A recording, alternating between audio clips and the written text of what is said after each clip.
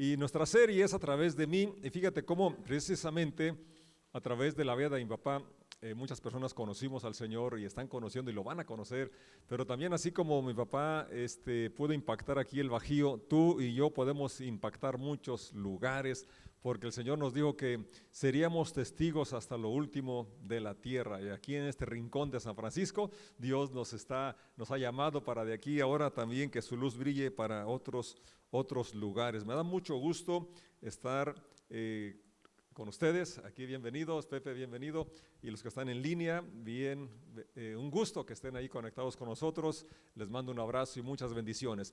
El Evangelio de Marcos capítulo 5, versos 18 y 19 nos dice de la siguiente manera: mientras Jesús entraba en la barca, el hombre que había estado poseído por los demonios le suplicaba que le permitiera acompañarlo, pero Jesús le dijo: no, ve a tu casa y a tu familia y diles todo lo que el Señor ha hecho por ti y lo misericordioso que ha sido contigo. Te damos gracias, Señor, por esta lectura de tu palabra. Gracias porque tú sigues liberándonos y tú sigues dándonos esa bendición de darte a conocer a otros. Permítenos podamos contar todo lo que haces en nuestras vidas. Yo pido tu bendición por cada persona que esté conectada, esté hoy escuchando este mensaje y que traiga bendición para sus vidas. Lo pedimos en el nombre de Jesús. Amén.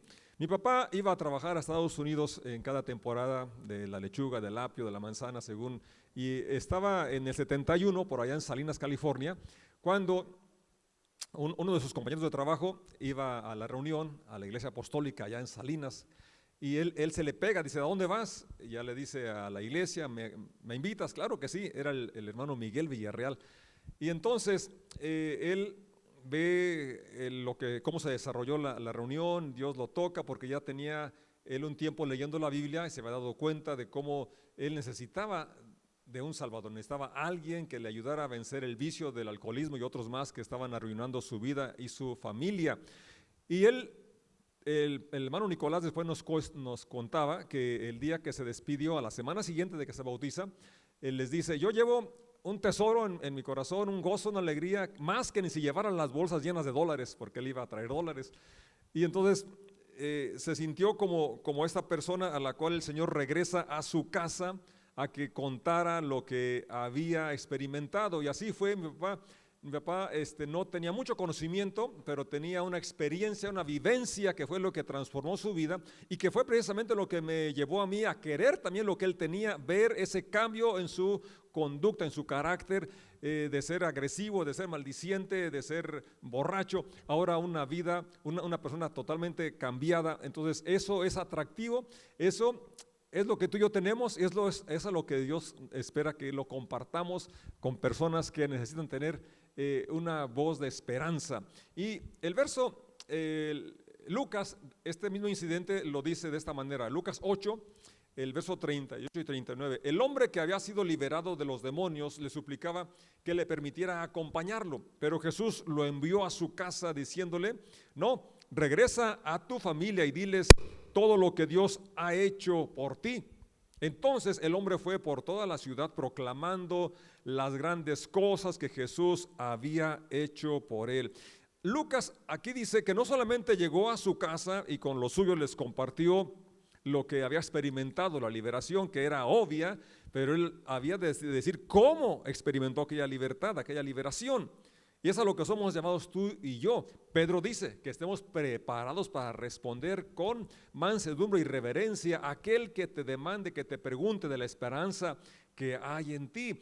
Pero este hombre, según Lucas, no solamente les dijo a su familia, a sus familiares, sino también lo proclamó por toda la ciudad. Y creo que lo que tenemos, el Evangelio, es algo digno de ser proclamado. Es más, somos comisionados, llamados a proclamar estas buenas noticias, que el Señor salva, que el Señor sana, que el Señor libera.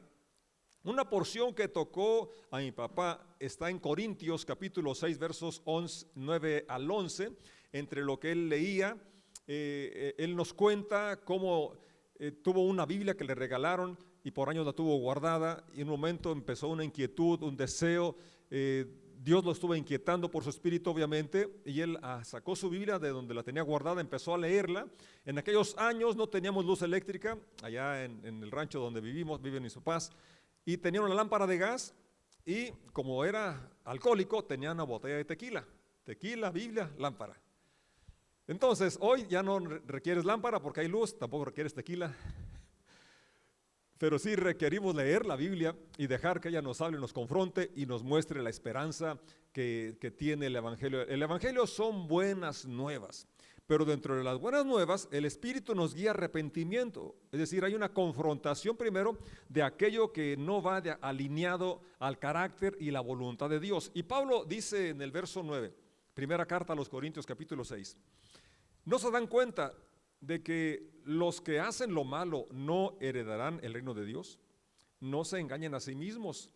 Los que se entregan al pecado sexual o rinden culto a ídolos o cometen adulterio o son prostitutos o practican la homosexualidad o son ladrones o avaros o borrachos o insultan o estafan a la gente, ninguno de esos heredará el reino de Dios. Parece desalentador este pasaje, parece, pues entonces, como dijeron los apóstoles, ¿quién será salvo? Porque seguramente que tú y yo nos encontramos o nos encontrábamos en alguna o en varias de esas, de lo que describe el apóstol, de los que no heredarán el reino de Dios. Pero el verso 11 viene la esperanza, viene la solución. Algunos de ustedes antes eran así. Más de una vez me han dicho, yo no voy a casa de oración porque allí está X persona que era así. Yo no voy allí porque allí está X persona que era así. Le digo, oye, qué bueno, tú lo estás diciendo, era así. Y algunos quizás todavía sean, pero están en el lugar correcto. Si en algún lugar Dios nos puede ayudar, es aquí donde nos reunimos a cantar, a alabar, porque Dios habita en la alabanza de su pueblo, donde nos sentamos a escuchar el Evangelio, que son las buenas nuevas que traen esperanza.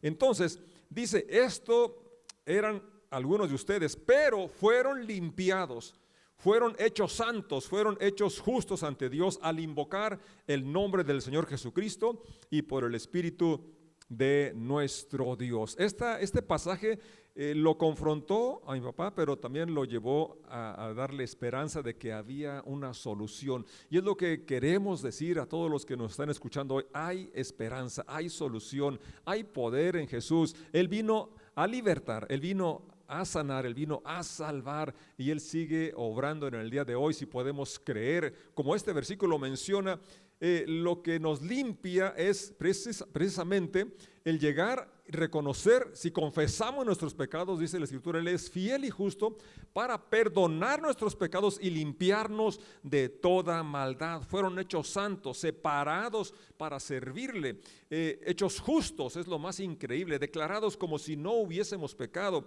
Cuando pusimos nuestra fe, nuestra confianza en Jesús como nuestro Señor, como nuestro Salvador, entonces Él quita esa carga de culpabilidad, de condenación, nos da su paz, nos da su Espíritu Santo. Y por eso dice Pablo, de modo que si alguno está en Cristo, nueva criatura es, las cosas viejas pasaron, aquí, todas son hechas nuevas, al invocar el nombre del Señor Jesucristo y por el Espíritu de nuestro Dios.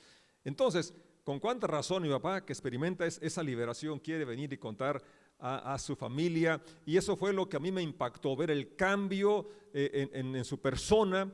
Y por eso al año siguiente que viene el hermano Nicolás con otros hermanos a visitarnos acá, y me pregunta que si yo quiero también entregar mi vida y bautizarme en el nombre de Jesús. Claro que sí, yo quiero eso que mi papá tiene, porque eso realmente yo veo el cambio, yo veo la paz, yo veo la bendición que hay en su vida. Y gracias a Dios por tantas personas que estuvieron orando por nosotros, entre ellos el hermano Manuel Ramírez, que ahí está ahorita, Merced Flor Ramírez conectada. Dios la bendiga a la familia Ramírez, la familia Soto y la familia Valverde, que fueron personas que influyeron mucho en mi papá y en mi persona, y son parte también de la extensión del Evangelio en esta zona, en esta región de Guanajuato. Hay una porción en el segundo libro de Reyes, capítulo 5, del verso 1 en delante, que nos habla de la siguiente manera. El rey Aram sentía una gran admiración por Naamán, el comandante del ejército, porque el Señor le había dado importantes victorias a Aram por medio de él. Pero a pesar de ser un poderoso guerrero, valeroso en extremo, dice la otra versión, Naamán padecía lepra. Pero era un hombre muy valeroso, era un hombre de mucho éxito, pero tenía lepra.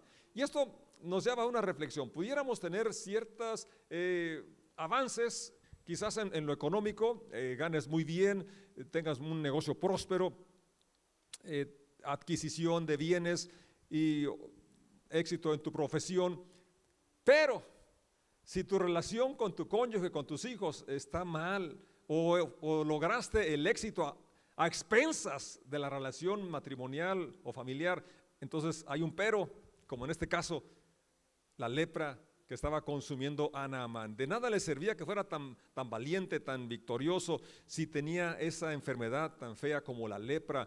De igual manera, hay situaciones, como dije, que pudieras tener éxito aparente, porque yo creo que si una persona tiene prosperidad económica o de otra índole, pero a expensas de su familia, realmente eso no lo considero yo como éxito.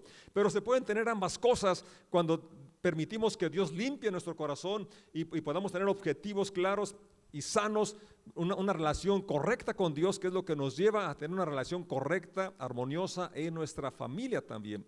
Ahora, aquí lo interesante es esto, que Dios utilizó a una muchacha para llevarle esperanza a este hombre que tenía lepra.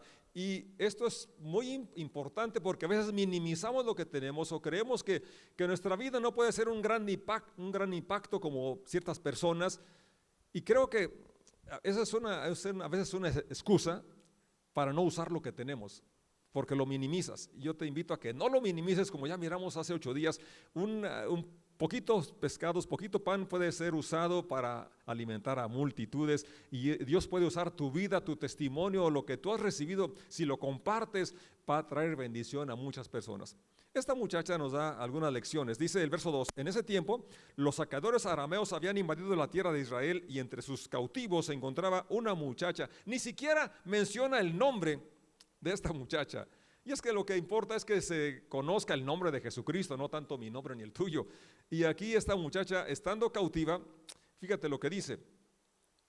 Cierto día la muchacha le dijo a su señora: si mi amo tan solo fuera a ver al profeta de Samaria, él lo sanaría de su lepra. Ese fue su sermón, eso fue lo que tuvo que decir, y eso es lo que origina la fe, la esperanza en Naamán. Es interesante, como ya noté, que tú notes esto también, que ella estaba cautiva, que Naamán era no solamente el que la había tomado cautiva a ella, sino que había lastimado a muchas personas de su familia y de su nación. Sin embargo, esto no fue un obstáculo para que, no se llenó de amargura, ni dijo, pues ojalá que se ponga leprosa también la señora, su esposa, y todos los demás se contagien de lepra. No, al contrario, ella no permitió que la amargura le privara compartir y dar de gracia lo que de gracia había recibido, es decir, la comunión, el conocer que había un profeta que representaba al Dios de Israel en Samaria. Entonces Naamán le contó al rey lo que había dicho la joven israelita. Ve a visitar al profeta, dijo el rey Aram, te daré carta de presentación para que lleves al rey de Israel. Ya conocemos, te puede leer la historia. El rey Aram le da una carta que le dirige al rey de Israel y le ordena, tácitamente le ordena prácticamente que lo sane. Te envío a mi siervo Naamán para que cuando llegue lo sanes. La reacción del rey de Israel es que se rasga la ropa, porque pues yo no soy Dios para sanar, para dar vida o quitarla. Pero Eliseo lo manda a llamar, y una vez que está Naamán allá ante la casa de Eliseo, Eliseo tampoco sale a recibirlo, sino que envía a su ayudante, a su mensajero. Y dice el verso 10, pero Elías le mandó a decir mediante un mensajero: ve y lávate 7 veces en el río Jordán, entonces tu piel quedará restaurada y te sanarás de la lepra. Una vez más vemos la intervención de un sirviente, de un empleado, de un mensajero. No fue el profeta. Y esto es interesante porque a veces pensamos que solamente el pastor, que solamente una persona ungida, una persona determinada es la que puede llevar las buenas nuevas, es la que puede ser usada por Dios. Cada creyente, cada persona que servimos a Dios, debemos ser un canal de bendición para otras personas. Podemos llevar esperanza, podemos llevar sanidad, podemos llevar salvación, porque representamos al Salvador, porque lo conocemos. El verso 11 dice la reacción de Naamán. Naamán se enojó mucho y se fue muy ofendido. Yo creí que a veces tenemos concepciones ya prefabricadas, queremos que Dios actúe de cierta manera como actuó con otra persona o en determinada circunstancia, pero Dios es creativo y Él siempre, y Él es soberano, Él hace las cosas como Él quiere y no tenemos que poner un marco, decir tiene que ser así. Yo creí que el profeta iba a salir a recibirme, dijo.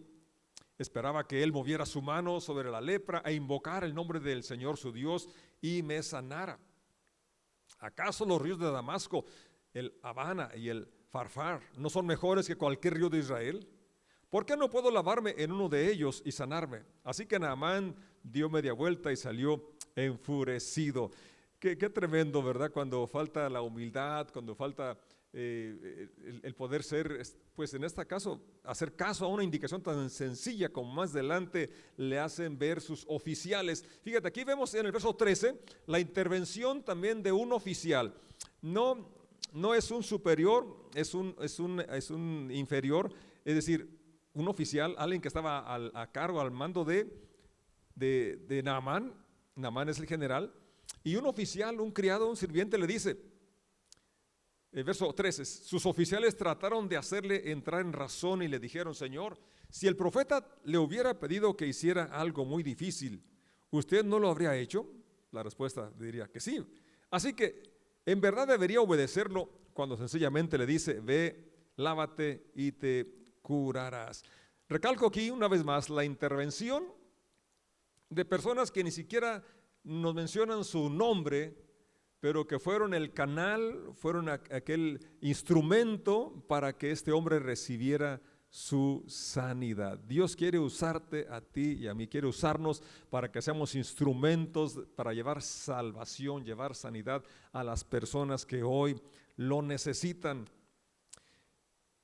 El verso 15, una vez que Naamán, entonces dice el verso siguiente, 15 que estoy leyendo, después Naamán y todo su grupo regresaron a buscar al hombre de Dios, es decir, una vez que Naamán bajó al Jordán, una vez que pasó lo que el profeta había dicho y ya experimenta la sanidad, se pararon delante de donde estaba Eliseo y Naamán le dijo, ahora sé que no hay Dios en todo el mundo excepto en Israel. Fíjate, la misión que tenemos es dar a conocer al Dios verdadero, dar a conocer a Jesucristo, que la gente pueda darse cuenta que el gozo que tienes, la alegría que tienes, la esperanza que tienes, a pesar de las circunstancias adversas que estamos atravesando, que eso puedan ver que la fuente es Dios, es Jesús, puedan notarse, es decir, en nuestro estilo de vida sea tal que se note que es gracias a la intervención de Dios. En el plano natural no tenemos la paciencia, no tenemos la fe, no tenemos la fortaleza para soportar ciertas adversidades